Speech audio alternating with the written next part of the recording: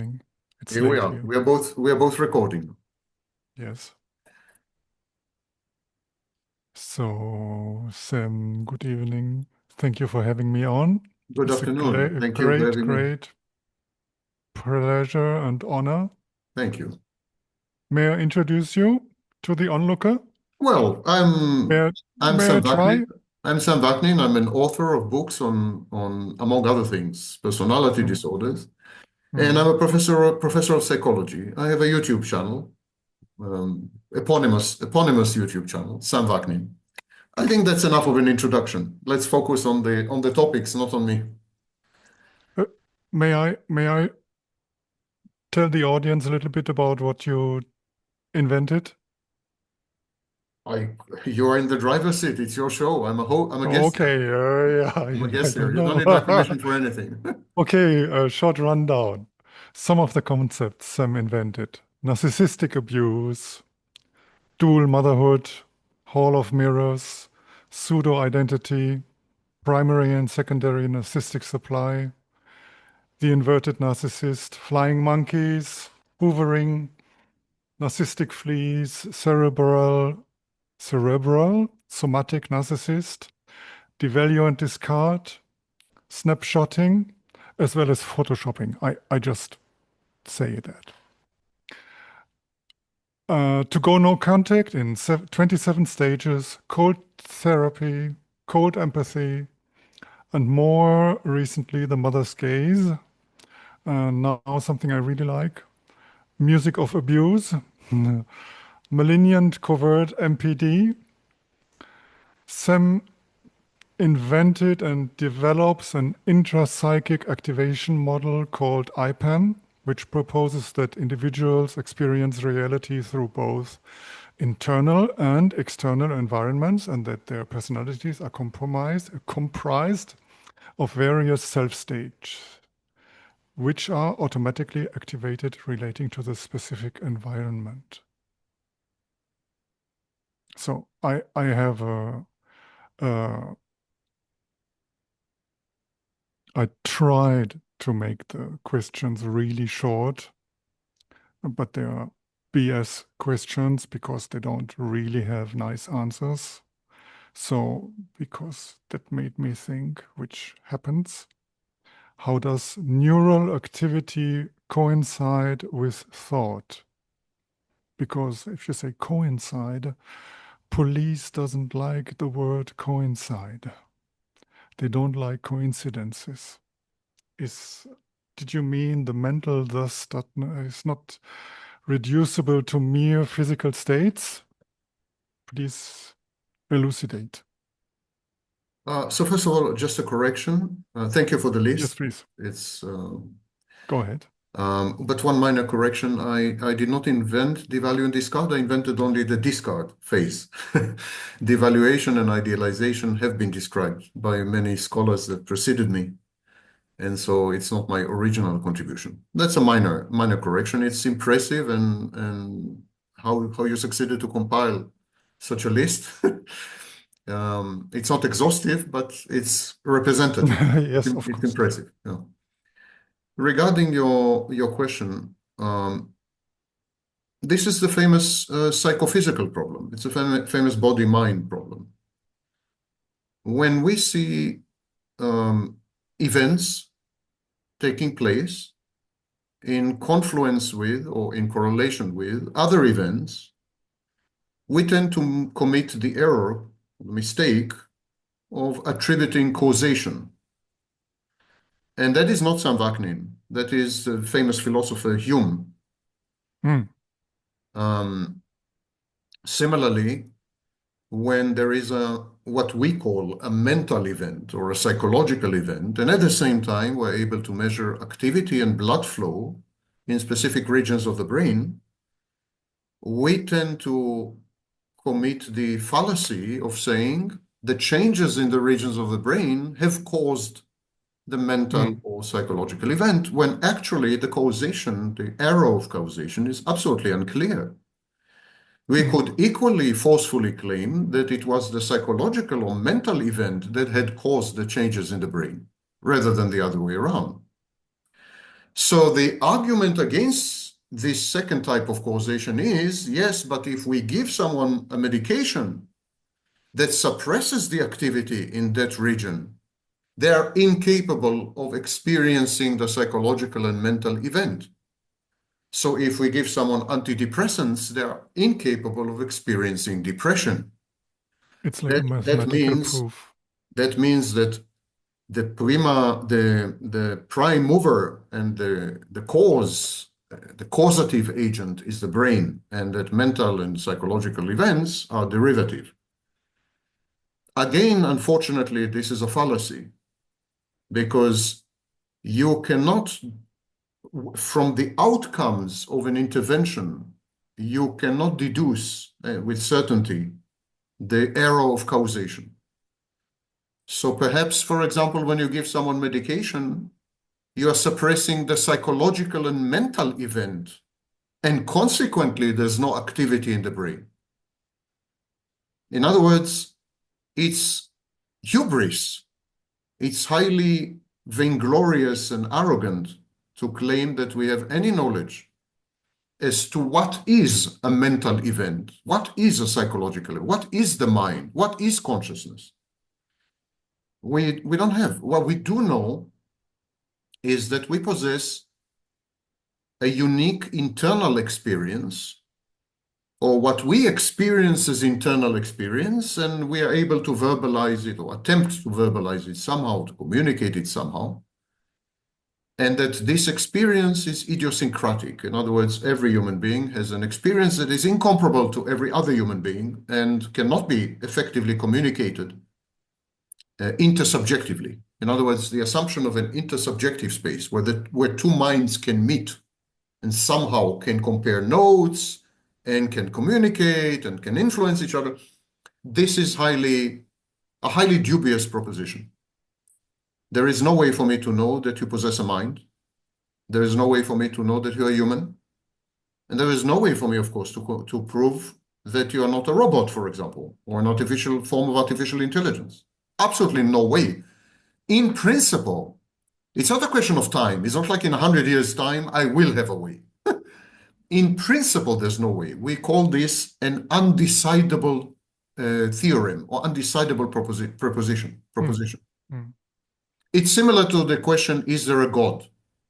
In principle, there's no way to prove that there is a God, and there's no way to prove that there is no God. And similarly, there's no way to prove what is consciousness, or even that consciousness exists and is not being simulated. We have no idea. We have no idea what is a psychological process or a psychological event or a psychological or mental experience. None, zero. The fact that we believe that we have access to such events and that we believe that we are experiencing them doesn't prove that we know what they are. Even the experience of a psychological event may be a psychological event. Even that is an artifact. Even that leads to infinite regression. Mm. In other words, it's an undecidable proposition. It's something we should not be discussing because it's an utter waste of time. Yes. There is no way for me to say anything intelligent with regards to God, with regards to You consciousness, already did. with regards Too to, late. well, anything Too meaningful. late. I I have provided another. you, I provided you with a lot of negation, Mm. but I was Mm. not able to make a positive statement of any kind. Mm. Therefore, I think these subjects are metaphysical. They Mm. should be completely excluded from scientific discourse. And that scientists, for example, neuroscientists, attempt to discuss consciousness or Yes. psychology or is Yes. Yes. laughable and Yes. non-disciplined, hubristic, and frankly, stupid. Okay. I have a second stupid question now, No, the question was which not is stupid. What these people are doing is stupid. The question was not stupid at all. so, what is your view on the status of the wave function collapse? and reality, if they relate, because there are 10 juries still out making up their mind, at least if you don't count the religious side, because there's also the co-arising, intermingling, and it looks like if we throw enough darts, we are bound to hit the board sometime. So, what do you think about this? The two, The I think that, collapse. yes, I think Yes. there are two possible ways to look at this. Three possible ways, actually. The first way is to say that the wave function, which is essentially a map of probabilities. Mm. First way is, first approach is the wave function reflects ignorance, reflects our limitations as observers, our inability to simultaneously encompass the entire universe. In other words, God would not have a wave function. If God were to develop quantum mechanics, there would not be a wave function in it for sure, because God can see all the collapses simultaneously. God does not deal with probabilities. God deals with deterministic variables. I mean, if God were to exist, of course, yes? A godlike view. So wave functions seem to be unique to limited sentient beings, beings whose brain is finite and cannot grasp the infinity of the universe and is therefore reduced to dealing with probabilities. And cannot grasp nothing either. Yes, we can discuss ignorance a bit later. I think the foundation of all our certainties is ignorance, but we can discuss it later. So this is one approach. The wave function reflects our limitations as observers. The second approach is the wave function is actually out there physically. The particle is everywhere simultaneously. And it is our consciousness or our measurement, doesn't have to be consciousness.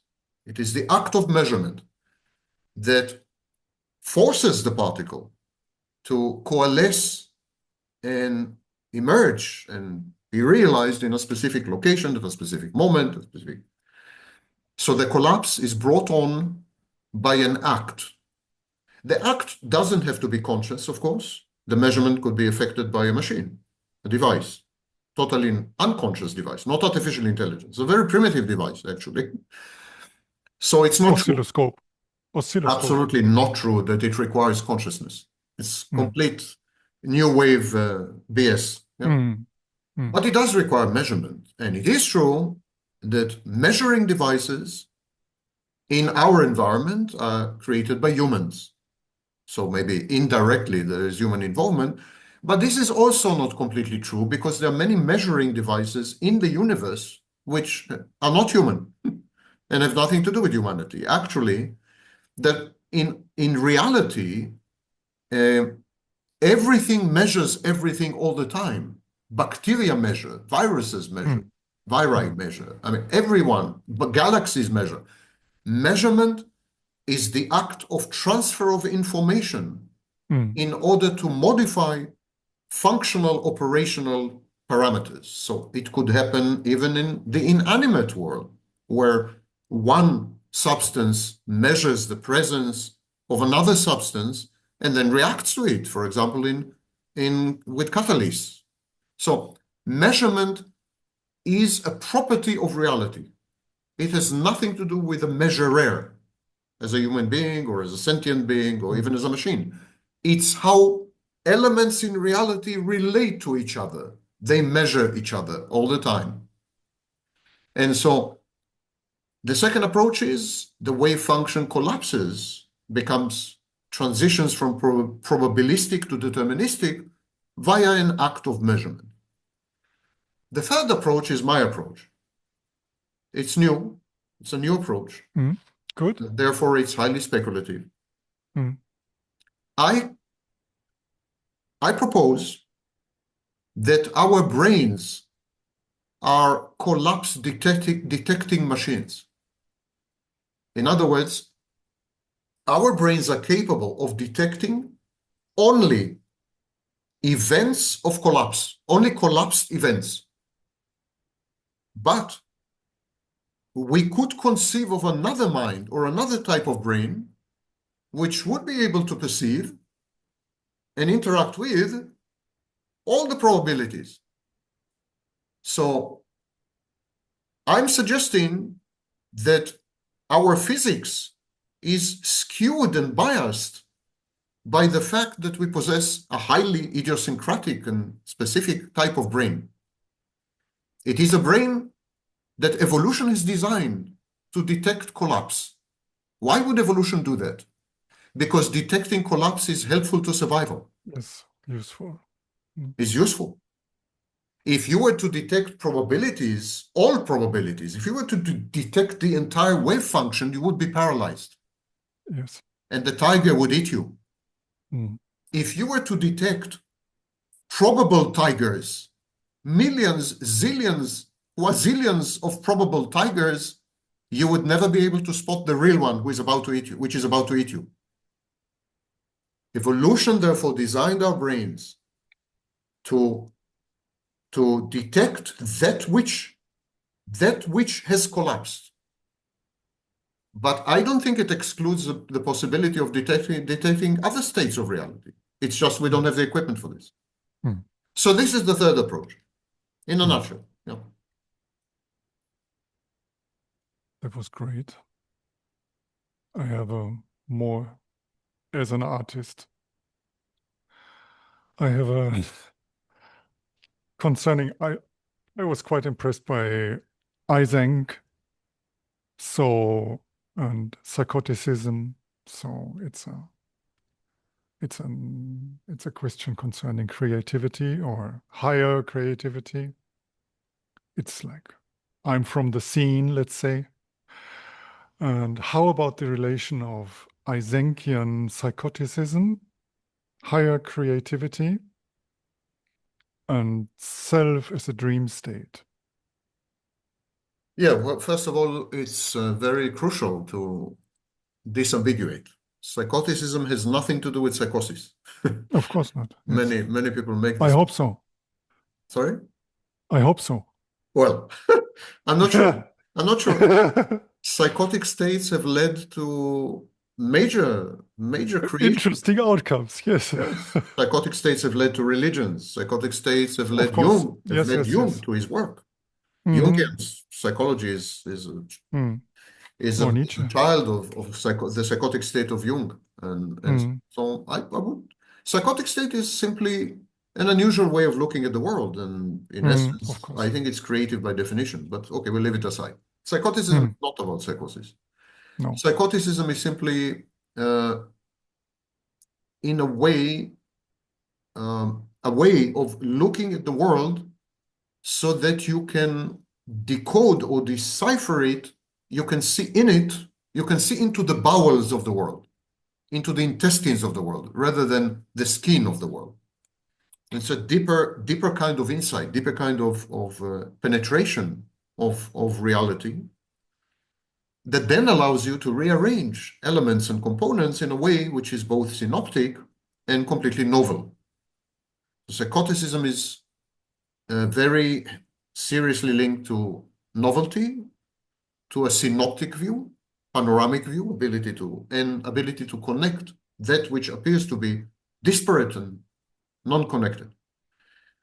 And so this is psychoticism. It's a crucial element in creativity, not the only one, but a crucial element according to Eysenck. Eysenck also suggested that there are neurotic people, neuroticism, and he did not link neuroticism to creativity, surprisingly, because many other scholars did. That includes, to a large extent, Freud. Freud suggested that neuroticism is a way of symbolically rearranging reality. So it's an act of creativity. And while Eysenck begged to differ, he thought that neuroticism has nothing to do with creativity. I think all of them are right. I think creativity requires a modicum of mental discomfort. I think creativity is a highly uncomfortable state to be in a highly uncomfortable process to experience and endure, and often leads to highly uncomfortable outcomes, both to the Mm. individual and to Mm. society at large. Yes. We could reduce creativity to discomfort and distress. Mm. And because it is what we call an ego dystonic state, because Mm. it's a condition of alienation, Unhappiness. it's a condition of estrangement from oneself, Mhm. the artist is forced to communicate with oneself. Let me try to explain this. Yes, So please. I think it's a crucial insight and the foundation of my work on the psychology of art. Very good. Whereas in healthy, normal individuals, there is no difference between who you are and yourself, between you and yourself. You are one and the Okay. same. There is no daylight, and therefore there is no need to bridge any distance because there's no distance. Mm. There is a total confluence, identity in time and in space between yourself and who you are. In other words, you are yourself and nothing but yourself. Whereas the artist experiences something we call estrangement. It's a divorce from oneself. It's a distance between you and yourself. It's as if your self was a separate entity, not you. And that creates a lot of discomfort, as I said, and distress, and dissonance and anxiety. It gives rise to anxiety. Art is anxiolytic. It's an attempt to reduce anxiety. And it attempts to reduce anxiety in two ways. One, master the world, control the world. Symbolically, of course. You use paper and ink, you use a computer screen, but it's an act of mastery. It's a mastery. And the world, an attempt to render the world malleable, submissive, permeable, and perhaps ultimately more comprehensible, more understandable. So this is the first role. And the second role is a private language. In an Mhm. attempt to bridge the gap between you and yourself, you create a private language. The bridge is a language. You're faced, whereas a normal healthy person is faced with a single subject, you're faced with two subjects. You, the creating artist, and yourself, which you often reject, which you often estrange from, which you often hate, which you often loathe, which you often want to put distance from, which you know. So there are these two subjects competing inside you. And this creates the intersubjective dilemma because we have just said in my first answer that there is no way for two minds to communicate. So you become focused on creating an idiosyncratic private language, which will allow you to create a communicative bridge between your two competing subjects. And when you externalize this private language, we call it art. Art is this private language. But art is not about communicating with other people. No. Never mind what you think, or never mind what people think. It's not about other Yes. people. That's why art, Yes. that's why art is compulsive. Even if you were to be isolated in solitary confinement in a prison, you would continue to create. You would Mm. continue to generate art. In the absence of viewers and observers and critics, you would still generate art. You can't help it. You can't help it because art is a dialogue between the two subjects that comprise your mind. The two subjects, the competing subjects. Artists are dichotomous. They are not a unitary entity, artists. I would say that art is a strong indicator of dissociative identity disorder. Art is a Mm. strong indicator of multiple personality, if you wish, if we borrow a metaphor or simile, Yes. more like a Mm. metaphor. I don't So take it personal. So part of you needs to talk to the other part because what's the alternative? Alternative is going crazy. mm, Alternative is psychosis. mm, A part of you needs to talk to the other part. mm, So you create this language that bridges the gap between these two parts of you, and then you externalize this language. It's called art.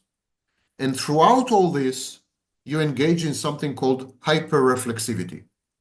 Hyperreflexivity is the annexation of the world, making the world an integral part of yourself, controlling the world by assimilating it, not immersing yourself in the world, which is what a politician does, what a businessman does. Not immersing yourself in the world, but immersing the world in yourself. This is known as hyperreflexivity because this is exactly the core clinical feature of psychosis. This is exactly what the psychotic person does. Think, think about it for a minute. The psychotic person has a voice in his mind, and the psychotic person says, it's not in his mind, in my mind, it's out there. The mm, psychotic person has an image mm, in his mind. He says, it's not in my mind, I can see it, it's out there. The artist has an image in his mind. He says, it's not in my mind, it's on this piece of canvas or paper. That's where it is. So there is a strong affinity between psychotic states and art because of this hyperreflexivity, the digestion of the world. And you need to digest the world because it terrifies you. It's a lot of anxiety. And you need to make internal peace to cope with this. And the internal peace is brought on by this private language that outsiders call art, but the artist should call internal dialogue. That's how I see it. great. Very well spoken for a non-artist. Your voice is very low, and Very, very well spoken for a non-artist. actually, I'm an artist. I write. Oh, I of course, of I've course. written and I published mean short that. fiction. Yes, I know. I won international prizes for poetry. Yes, So I'm a bit of an artist. of course. And of course, I'm crazy, so that qualifies.